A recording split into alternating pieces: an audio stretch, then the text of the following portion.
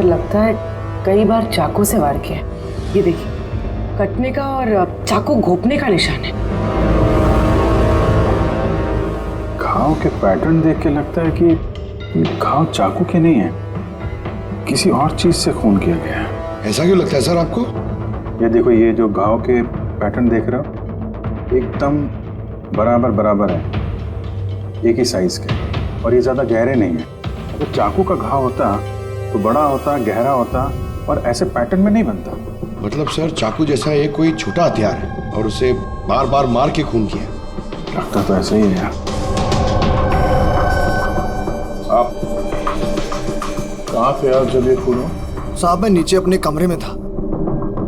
जब विवेक साहब की चीखने की आवाज सुनी तो मैं दौड़ के ऊपर आया। साहब मैंने दरवाजा खोलने की बहुत कोशिश की, लेकिन दरवाजा अंदर से बंद था। विवेक साहब अंदर से जोर जोर से चिल्ला रहे थे, इसलिए मैं दरवाजा तोड़ के अंदर गया और मैंने देखा कि जब दौड़ के अंदर आए तो आपने खूनी को नहीं देखा यहाँ पे? यही तो अजीब है साहब, खूनी दिखा ही नहीं। दरवाजा बंद था अंदर से? हाँ साहब।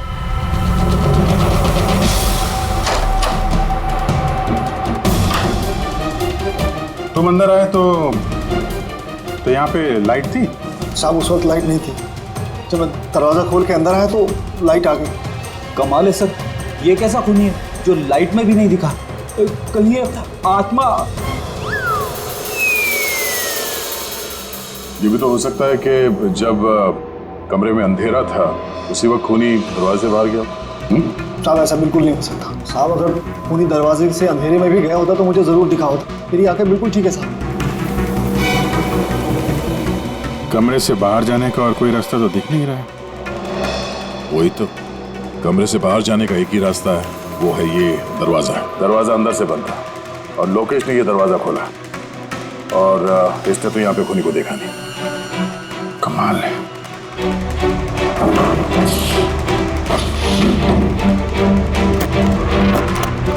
क्योंकि अंदर से बंद है, यहाँ से तो खूनी आ नहीं सकता। तो खूनी अंदर कैसे आया? और फिर बाहर जाते हुए किसी को दिखा नहीं? सर मेरी दादी एक भूतिया कहानी सुनाती थी। पंकज, एक तो ये कहानी नहीं है, हकीकत है, और ये भूतिया नहीं है। सर ये हकीकत है लेकिन भूतिया लगता है ना। कोई यहाँ पर आता है, बिना हथियार के खून करता है और चले जाता है। कहाँ से? जाने का तो यही एक रास्ता है, ये दरवाजा। लेकिन सर बीना तो सीढ़ियों से ऊपर आ रही थी, और अगर खूनी यहाँ से जाता तो उसे दिखता जरूर। कमाल है यार, ये लाइट का आना जाना, इसका कुछ ना कुछ कनेक्शन है इस केस के साथ। लाइट का जंक्शन बॉक्स कहाँ पे है?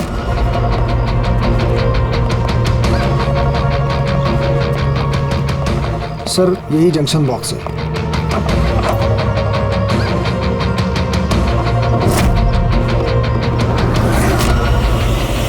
इधर जरा। कल तुम ही ड्यूटी पे थे? मैं तो गेट पे था साहब। तुम्हारे गेट पे रहते कोई घर में घुस के खून कर गया, तुम्हें पता नहीं चला? देखिए साहब, मैं अपनी ड्यूटी पे अलर्ट रहता हूँ, ना कोई अंदर आया है ना कोई बाहर गया है। अलर्ट? तो क्या खूनी हवा में आया, हवा में गायब हो गया है? ये लाइट स्विच ऑफ किसने की थी यहाँ से? पता नहीं साहब, अचानक ऑफ हो गई। मैंने सोचा फ्यूज उड़ गया हो।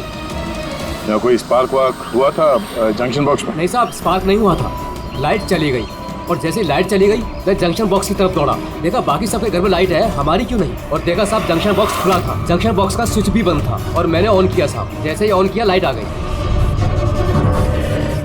कोई तो आया था यहाँ पे जिसने लाइट के साथ छेड़छाड़ की है। विवेक की बीवी बीना, उससे भी पूछ लेते हैं।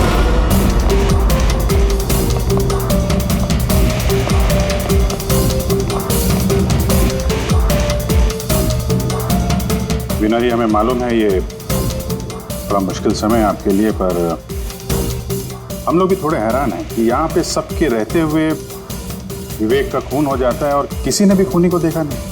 सर इस बात का जवाब मेरे पास भी नहीं है। मैं खुद हैरान हूँ, खूनी कहाँ से हवा बनकर आया और कहाँ चला गया। मैं मेरे बच्चों को क्या जवाब दूंगी सर, उन पर क्या बीतेगी। हिम्मत रखो, समय के साथ साथ बच्चे भी समझ जाएंगे। आप कौन है? सर मैं विवेक का बिजनेस पार्टनर हूँ। मेरा नाम राकेश है और मैं अभी जापान से लौटा हूँ। किस सिलसिले में जापान गया था? सर एक बिजनेस के मामले में गया था। क्या बिजनेस क्या करते हैं? सर विवेक और राकेश एक जापान में ऑयल बेसिन का बिजनेस शुरू कर रहे थे, जापान की सी में। जॉइंट वेंचर था इंडिया और जापान में। दोस्त तो गया ही, पता नहीं अब इस कंपनी का क्या होगा। विवेक की किसी से कोई दुश्मनी थी क्या, या आजकल कुछ स्ट्रेस में हो, कोई धमकी भरे फोन, ऐसा कुछ? नहीं सर, कभी किसी की धमकी या फिर कुछ ऐसा उन्होंने नहीं बताया, लेकिन वो जापान की डील को लेकर काफी टेंशन में रहते थे। किस तरह की टेंशन? डील होगी भी या नहीं। लेकिन सर एक बात और थी। क्या? सर कुछ दिन पहले विवेक एक बहुत अजीब आदमी से मिले थे। अरे आप चिंता मत करो, आपने मुझ पर भरोसा किया, अपना वादा पूरा किया, अब मैं भी आपका वादा पूरा करूंगा। पुलिस को भनक भी नहीं होनी चाहिए। साहब पप्पन नाम है मेरा, मुझ पे भरोसा है ना? विश्वास है इसलिए काम दिया है तुम्हें। बस अब पप्पन का कमाल देखो। पप्पन? देखिए, जैसा आपने बताया उससे तो यही लगता है कि ये पप्पन कोई पुराना मुजरिम है, और हर मुजरिम का रिकॉर्ड है हमारे पास। आप उसकी फोटो देखेंगे तो पहचान लेंगे? जी सर। ठीक है, फिर तो जल्दी इस पप्पन का पता चल जाएगा, और उसने क्या किया था वो भी।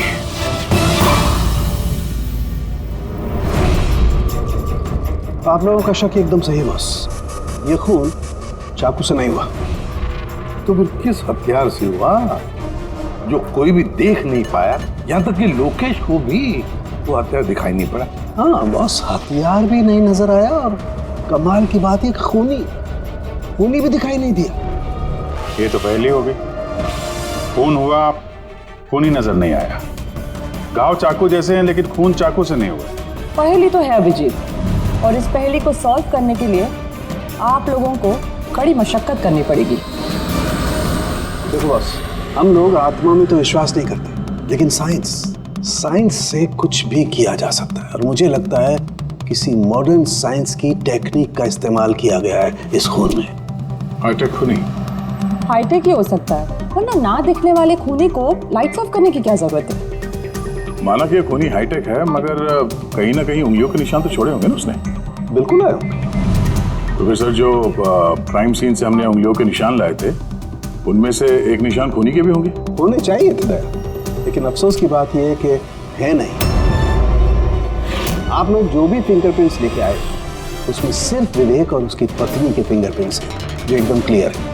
बाकी के फिंगरप्रिंट्स एकदम स्पष्ट हैं, सब मिल गए हैं। ऐसा लगता है जैसे किसी ने ग्लव्स पहन करके दरवाजा खोला और बंद किया। प्लानिंग के साथ खून किया गया ताकि सबूत ही ना मिले। काम करते हैं, इस विवेक के घर में जितने भी लोग हैं उन सब से अलग अलग स्टेटमेंट लेते हैं, सबसे पूछताछ करते हैं कि उस रात हुआ क्या था। खूनी ने अंधेरे का फायदा उठाया है, अब हम भी अंधेरे में निशाना लगाएंगे। सर, जब ये खून हो रहा होगा तो वो खूनी अंदर ही होगा सर। जैसे ही बीना बाहर गई उसने खून कर दिया। ये थ्योरी हो सकती है पंकज, अगर लाइट नहीं गई होती तो फिर सब दो खूनी होंगे, एक लाइट ऑपरेट कर रहा होगा और अंदर खून कर रहा होगा। मगर जिसने लाइट ऑफ करी वो कहाँ था? वहां पे तो गार्ड खड़ा था, उसने बोला ना उसने किसी को अंदर आते देखा ना कोई बाहर गया। सर लेकिन जब वीना बाहर गई थी तो उसने दरवाजा खुला हुआ देखा था सर, तो हो सकता है कि दरवाजे के ऊपर उसकी उंगली के निशान हो। खूनी यहाँ भी चालाक निकला। सारों के सामने बताया ना, यहाँ कमरे के अंदर हमें एक भी फिंगरप्रिंट्स नहीं मिले, एक भी। उसमें हैंड ग्लव्स पहने होंगे सर, इसलिए शायद नहीं मिले। हैंड ग्लव्स तो पहने ही होंगे। विवेक की बॉडी यहाँ पड़ी थी, मतलब यहाँ कहीं खड़ा होगा। 1 मिनट यहाँ खड़े होना जरा पंकज।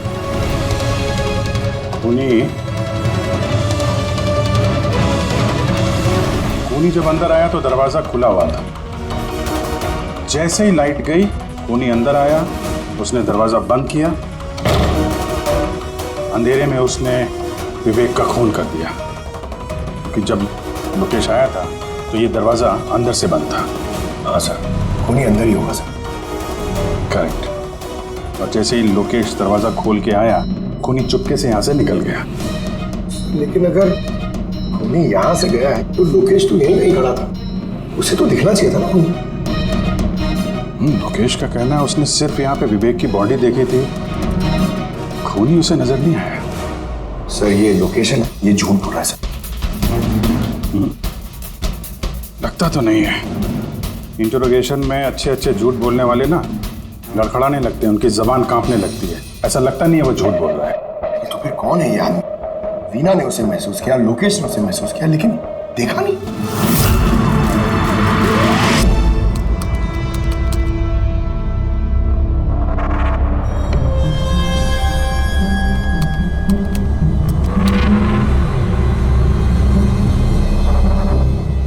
सर, मरने से पहले विवेक ने जिस नंबर पे फोन किया था वो नंबर एक दिन पहले चोरी हो गया था और अब वो अनअवेलेबल आ रहा है। अनअवेलेबल है?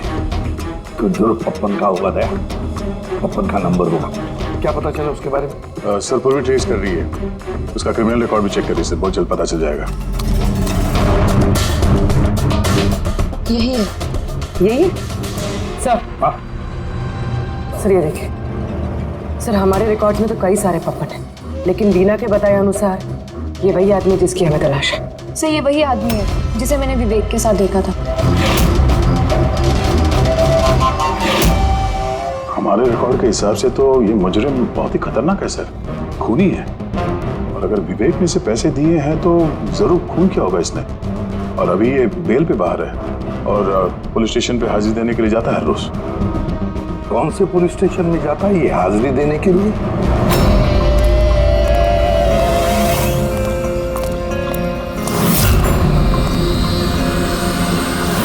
सर यहाँ से पास हो गया। सब्जी ले लो भाई, सब्जी ले लो, सब्जी ले लो। सर पप्पन यहाँ से निकल गया। ले भैया तेरा ठेला संभाल ले। उसको उधर ही रोक के रख, चाहे वो रोए या हंसे तुम उसकी चिंता मत कर। जब तक वो हमारे पास है, बाजी हमारे हाथ में है।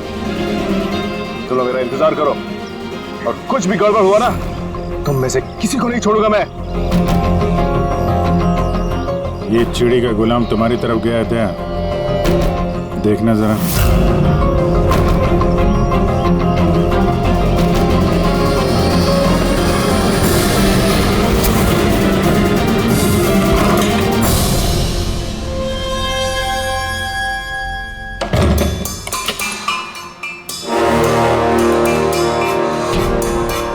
कैसा लगा हमारा इनविटेशन भरत साहब? देखो देखो, आप लोग जो कोई भी हो, मुझे और मेरे बेटे को छोड़ दो। मैं आप लोगों से रहम की भीख मांगता हूँ। रहम। Okay fine. एक काम करो, मुझे तुम यहाँ पर रोक लो, लेकिन मेरे बेटे को छोड़ दो। मुझे ना तो तुम चाहिए ना तुम्हारा बेटा। मैं चाहता हूँ कि तुम विवेक सर की बिड पास करो। विवेक सर खुश तो मैं खुश। ये पॉसिबल नहीं है। मैं इंडियन मिनिस्ट्री में एक एम्प्लॉय हूँ। माना कि सारे कॉन्ट्रैक्ट मेरे जरिए पास होते, लेकिन मैं ऐसे ही किसी कंपनी का कॉन्ट्रैक्ट कैसे पास करवा दूं सर? मिस्टर भरत, तुम ना मामले की गंभीरता को नहीं समझ रहे हो। तुम्हारे बेटे के साथ क्या हो सकता है तुम सपने में भी नहीं सोच सकते। सपने में तुम भी नहीं सोच सकते कि अब तुम्हारे साथ क्या होने वाला है। सर मैं मिनिस्ट्री की तरफ से काम कर रहा था। जितनी भी सील्ड बिड इंडियन फर्म्स की तरफ से होती हैं उसका इंचार्ज था मैं। चीनी या जापानी कंपनियों के पास अपने देश में नीलामी का कार्यालय था, लेकिन सभी भारतीय बोलियां उनके पास आई। किसी विदेशी कंपनी को भी कॉन्ट्रैक्ट मिला था क्या? नहीं सर, इसके बारे में सभी की कॉमन राय थी, क्योंकि भारतीयों के पास चीप लेबर और रॉ मटेरियल इजीली अवेलेबल था, इसलिए दूसरी विदेशी कंपनियों को कॉन्ट्रैक्ट मिलना मुश्किल था सर। सर इस नीलामी का चक्कर तो समझ में आ गया। इस विवेक ने नीलामी को अपने फेवर में करने के लिए इनके बेटे को किडनैप किया, मगर विवेक को किसने मारा होगा और क्यों? ये काम तो जरूर किसी इंडियन कंपनी का ही है जो विवेक का कॉम्पिटिटर था। इसी चक्कर में हुआ ये सब। वो लिस्ट लाए ना आप, जो विवेक के अलावा इंडियन मीडियर्स थे? ये सर, जैसा आपने कहा था आपके अकॉर्डिंग ये मैंने लिस्ट तैयार की। Thank you. कार्तिक, विवेक, इन दोनों के अलावा राकेश, प्रमेश, शिवानी, रोनी और नवीन। अच्छा भरत जी, इनमें से आपको कौन लगता है जो विवेक के खिलाफ बोली लगाने वाला सबसे ज्यादा? सर यानी ऐसा कोई आदमी जो विवेक के ये बिड जीतने से दुखी हो या फिर उसे कोई नुकसान हो? सर ऐसे तो दो लोग हो सकते हैं, रोनी और नवीन। रोनी और नवीन, तो फिर मिल लो, इस रोनी और नवीन से पूछताछ करो उनसे, पता तो चले है कौन ऐसा जो बिना दिखे भी खून कर सकता है।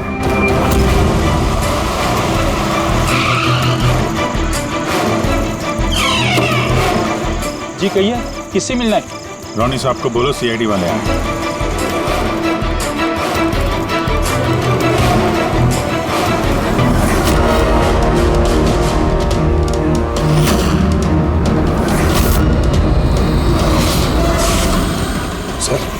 लाइट चली गई? मैं पता लगाता हूँ। नहीं मिस्टर रोनी, आप बाहर नहीं जाएंगे, अभी तो रुकिए, आपकी जान को खतरा है, ये वही खूनी हो सकता है। सिक्योरिटी!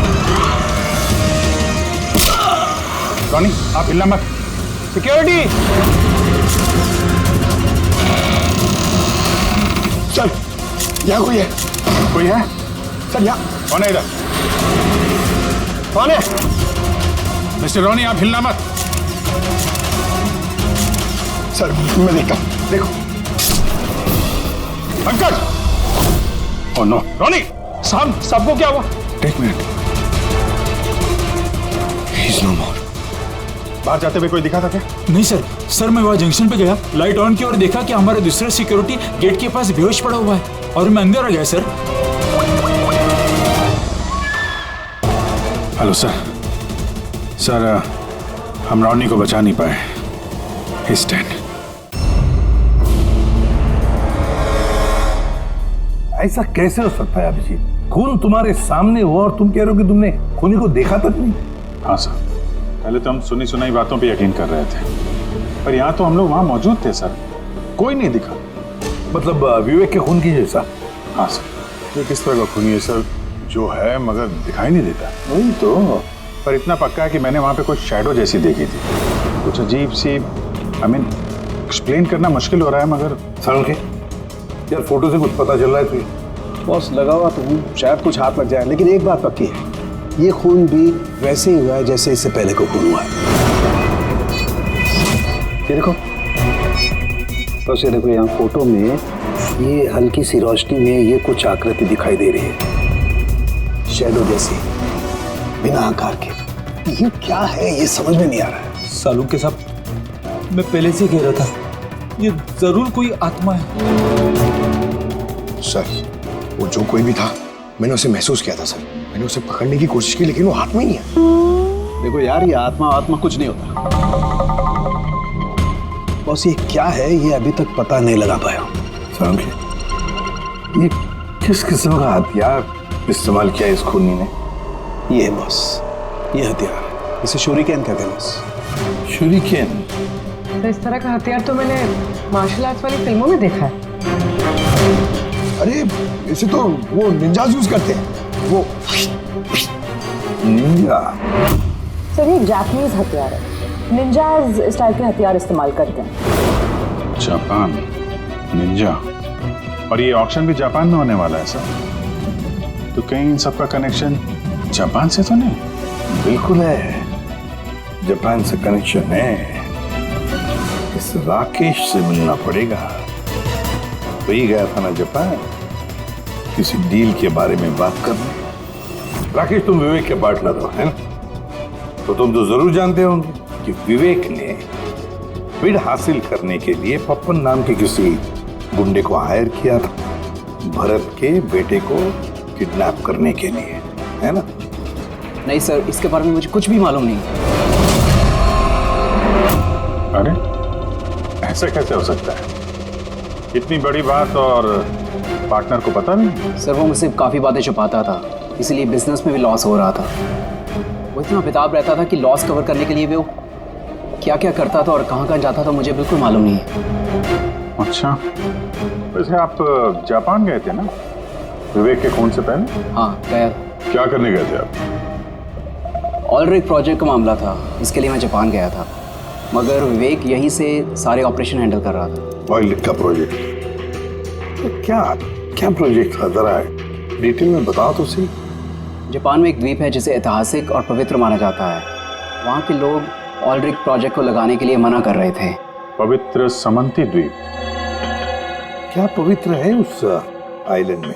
कुछ पुराने योद्धाओं को वहाँ पे दफनाया गया था, जैसे समुराइज, रॉनिन्स और निंजास।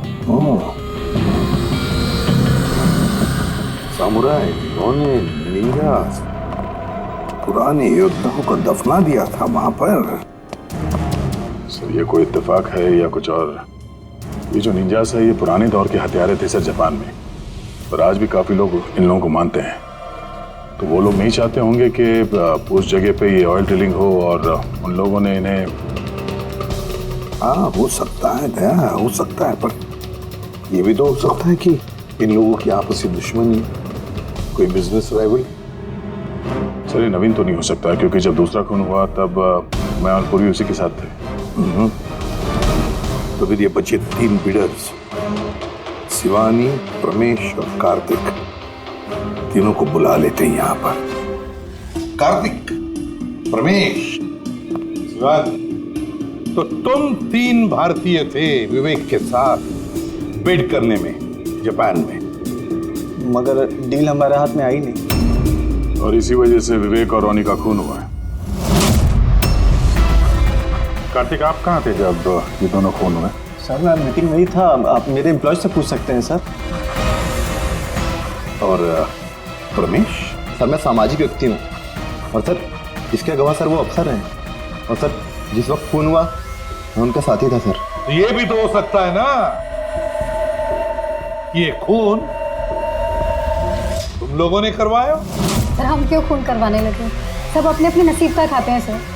और डील नहीं हुई तो क्या हुआ सर, कभी ना कभी कोई ना कोई डील तो हो ही जाएगी। वैसे आप कहाँ थे शिवानी जब ये खून हुआ? सर मैं जापान गई थी। और क्या करने गई थी आप जापान में? सर एक मजबूरी आ गई थी। मजबूरी? कैसी मजबूरी? सर कुछ विदेशी कंपनियां हमारी भारतीय कंपनियों के बारे में गलत अफवाहें उड़ा रही थी, उसी वजह से भारतीय कंपनियों को बहुत ही चिंता हो रही थी। तो हम वहाँ उनकी चिंता दूर करने गए थे और ये बताने गए थे कि भारतीय कंपनियां सबसे बेहतर होती हैं। और वैसे भी सर हमने अपनी बिड्स विड्रॉ कर ली थी, तो फिर हम क्यों मारेंगे उन्हें? और बिड्स विड्रॉ करने की कोई खास वजह? सर वजह सर ये थी कि हम लोग अपनी ज़िंदगी में सब टेंशन नहीं चाहते हैं, और सर हम लोग किसी भी तरह का कोई रिस्क नहीं चाहते हैं। सर हम लोग को सर जो भी मिल रहा है सर हम उतने में खुश हैं।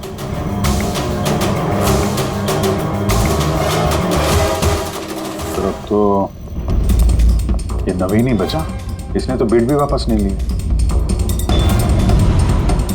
तो कहीं नवीन ने तो नहीं ये सब किया?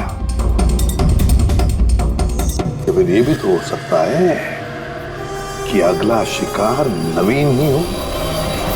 नवीन, तुमने बिड क्यों नहीं कैंसिल की जब सारे लोग पीछे हट गए थे? ऐसे कैसे मैं पीछे हट जाता? इस कॉन्ट्रैक्ट को पाने के लिए मैंने कितने महीनों मेहनत की है पता है तुम्हें? मुझे लगा कि अगर ये कॉन्ट्रैक्ट मेरे हाथ में आ गया तो मेरी सारी दुनिया बदल जाएगी। अब तो दुनिया से जाने की ही नौबत आ गई है। तुम समझते क्यों नहीं हो? अगर तुम चले गए तो मेरा क्या होगा? डरने की कोई बात नहीं है, हमें कुछ नहीं होगा। सीआईडी की पूरी टीम हमारे साथ है। अरे सीआईडी वालों के सामने वो मार के चला गया, और सीआईडी वाले क्या किए? कुछ नहीं कर पाए वो। सीआईडी की टीम पे भरोसा रखो तुम, हमें कुछ नहीं होगा।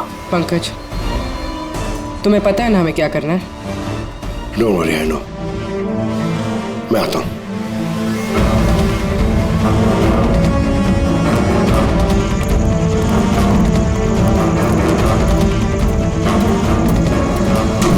ये है वो जंक्शन बॉक्स जिसकी वजह से सारा पंगा हो रहा है। मैं देखता हूं ये कौन है। ये जगह सही है।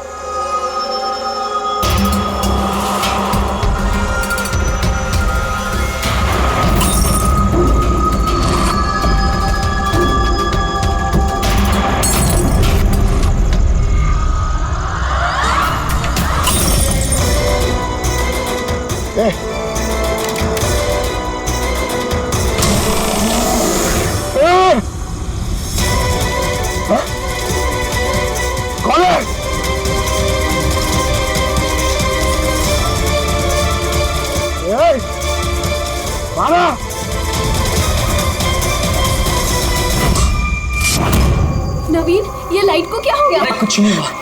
नहीं नहीं, वो आ गया है। कुछ नहीं होगा। कुछ नहीं होगा आपको, प्लीज रिलैक्स हो जाइए।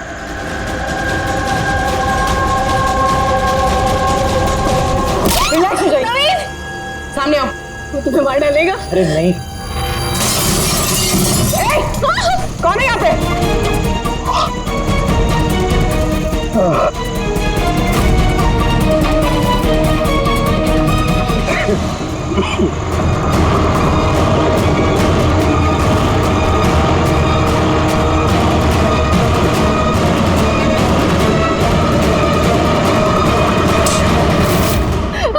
आप लोग ठीक है?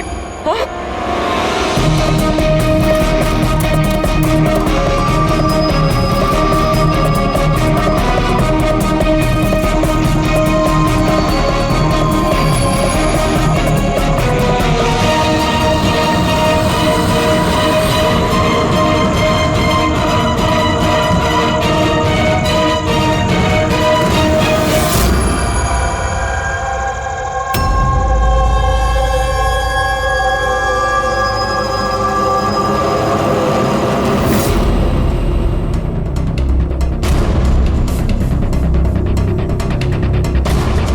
मैंने वहां पर 6 गोलियां चलाई थी। उनमें से 5 गोलियां तो मिल गई, मगर एक गोली उस खूनी को जरूर लगी है। एक गोली खूनी को लगी है? तो तुम्हें तुम यकीन के साथ कैसे कह सकती हो कि 6 में से एक गोली खूनी को लगी है? क्या वहां पे कोई खून वगैरह गिरा था? नहीं सर, खून तो नहीं था वहां पर, लेकिन गोली लगने की आवाज जरूर आई थी। अगर गोली लगी है तो खून तो निकलेगा ही। घर के अंदर ना सही तो घर के बाहर कहीं मिला? नहीं सर, हमने अच्छे से चेक किया था, वहां पर खून था ही नहीं। हो सकता है सर खूनी ने बुलेट प्रूफ वेस्ट पहन रखी हो। और सर ये भी तो हो सकता है कि ये काला कपड़ा उस बुलेट प्रूफ वेस्ट का टुकड़ा हो। सर के इस काले कपड़े के टुकड़े से कुछ पता चल रहा है तुझे? नहीं बॉस, इस कपड़े पर से भी खून के ट्रेसेस तो नहीं मिले। खून के अलावा कुछ मिला तुझे? हाँ, ये कपड़ा इतना काला है कि विश्वास नहीं होता है। इस पर से कोई भी रिफ्लेक्शन हो ही नहीं सकता है। रिफ्लेक्शन नहीं हो सकता? मतलब ये फ्रेडी कि जब आप किसी भी चीज पर लाइट डालते हैं तो वो लाइट थोड़ी सी रिफ्लेक्ट होके आपकी आंखों में आती है। इसी से पता चलता है कि क्या चीज है, उसका कलर क्या है, ये सब कुछ। लेकिन इस कपड़े पर अगर आप लाइट डालेंगे तो रिफ्लेक्ट होगी ही नहीं। इस कपड़े पे लाइट मारेंगे तो ये कपड़ा दिखेगा नहीं ना। मैं दिखाता हूं, ये देखो, ये यहाँ पर ये लाइट है। अब हम इसे ट्रैवल करते हैं इस कपड़े पर और ये देखो लाइट गायब। माय गॉड, मतलब इस कपड़े ने सारी की सारी लाइट एब्जॉर्ब कर ली। और ये देखो, कपड़े से बाहर आए तो फिर से लाइट दिखाई देना शुरू हो गई। अजीब कपड़ा है, पूरी लाइट एब्जॉर्ब कर लेता है। पता ही नहीं चल रहा था कपड़ा है कि नहीं। इंसान के नवीन की जान को खतरा है, जो भी है जल्दी बता दे। बॉस, मैं जानता हूं कि ये क्या है और खून कैसे हुआ है।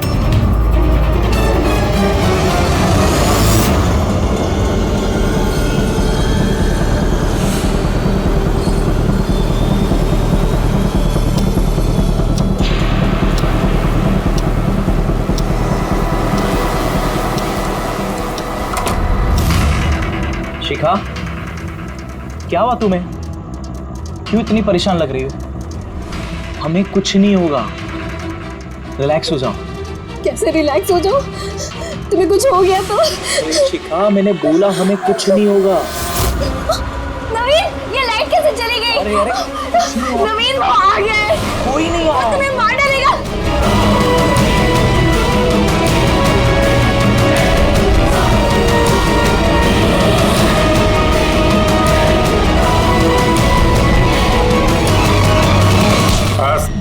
एक गिलास दूध अपने हाथों से लेकर आ जाओ, सारी थकान दूर हो जाएगी।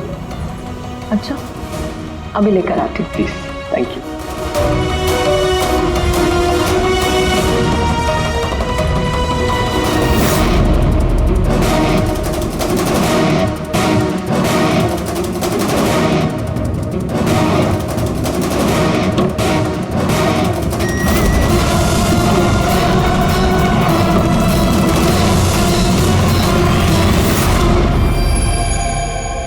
मैंने सोचा नहीं था कि कोई मुझे भी पकड़ सकेगा।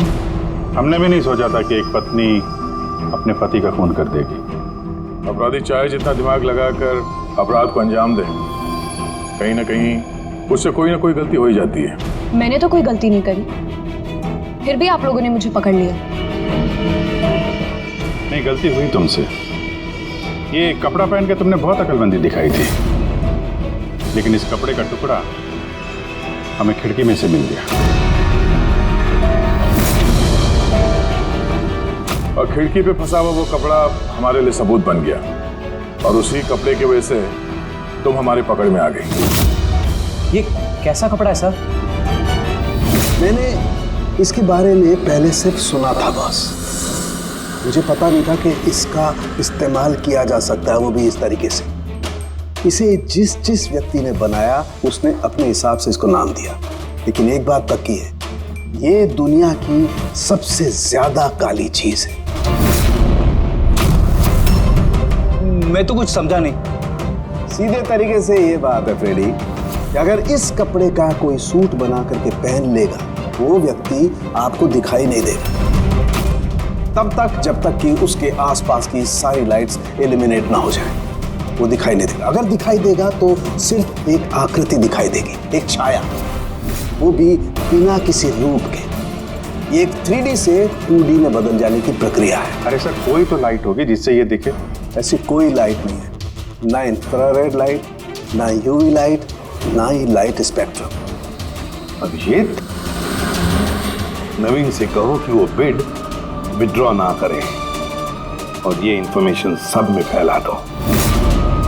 सर, इस बात के फैलते ही उस पर फिर से हमला हो सकता है। यही तो हम चाहते हैं पूर्वी, यही तो हम चाहते हैं। ये ब्लैक फैब्रिक लाइट को एब्जॉर्ब कर लेता है,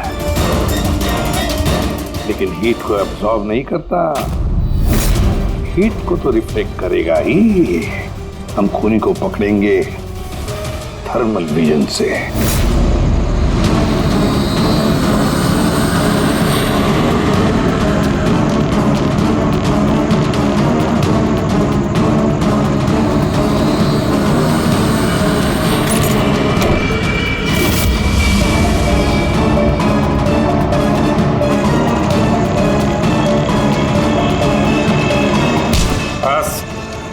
किस तरह से इस काली ड्रेस की वजह से तुम्हारा खेल खत्म हो गया?